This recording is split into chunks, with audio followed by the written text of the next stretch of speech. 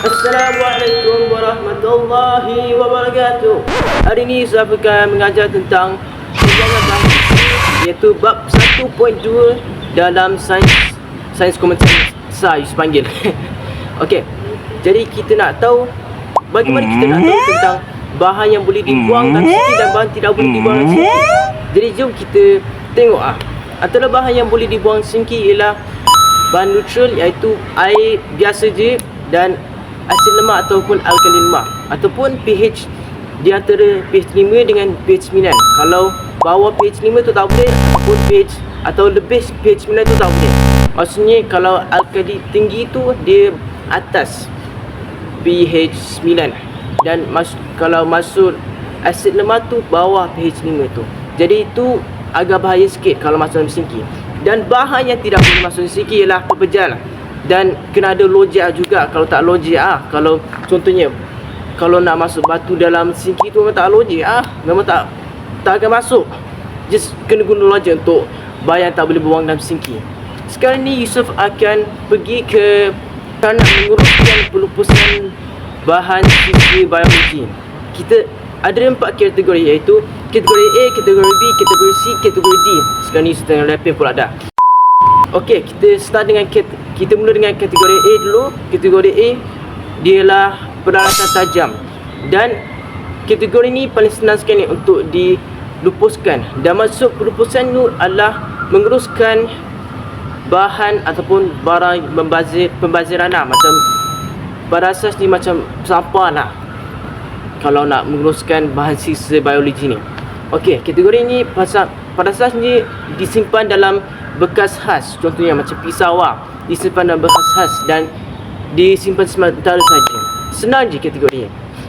Kategori B pula dia agak susah sikit, sebab mula-mula ataupun kategori B ni adalah pepejal tidak tajam. Kategori ni bungkus dalam beg plastik bahaya. Lepas tu autoclave secara steam, ataupun autoclave tu maksudnya steam dan dia ada suhu iaitu 121 Celsius, iaitu panas, dan di autoclave secara 20 minit di dalam tanya sangat.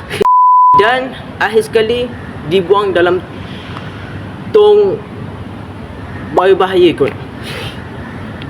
Betul. Okey, kategori C pula dia agak lain sikit. Kategori C ialah bangkai dengan organ. Cara nak uruskan bangkai dengan organ ni, dikena lap dengan tisu dulu. Lepas tu masuk dalam beg plastik bahaya. Lepas tu disuju beku sementara saja. Akhir sekali kita pergi ke kategori D. Kategori D ialah cecair, contohnya darah. Mula-mula dinyah kontaminasi dulu. Perkataan tu susah sikit nak sebut. Dinyah kontaminasi tu maksudnya membersihkan cecair dulu. Lepas tu baru masuk dalam sistem kumbahan, iaitu sinki ataupun tandas. Sebab ni kan cecair. Kalau cecair tak apa kalau masuk sinki atau tandas. Jadi itu sahaja untuk pengurusan bahan sisa biologi. Sekarang ni kita nak pergi ke langkah untuk menguruskan kemalangan. Kita ada dua, iaitu langkah untuk menguruskan bahan kimia apabila bahan kimia ada tumpahan. Pertama sekali untuk menguruskan tumpahan bahan kimia itu, kena bagi tahu guru ataupun pembantu makmal yang ada di situ.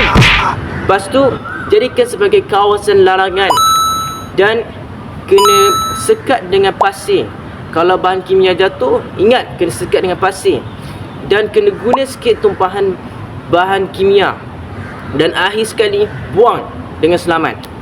Dan akhir sekali kita pergi ke nombor 2, iaitu apabila merkuri jatuh ataupun ada tumpahan merkuri. Pertama sekali bagi tahu guru dan jadikan sebagai kawasan larangan, dan tabuk serbuk sulfur. Dan akhir sekali hubungilah jabatan bomba. Itu saja yang saya nak cakap.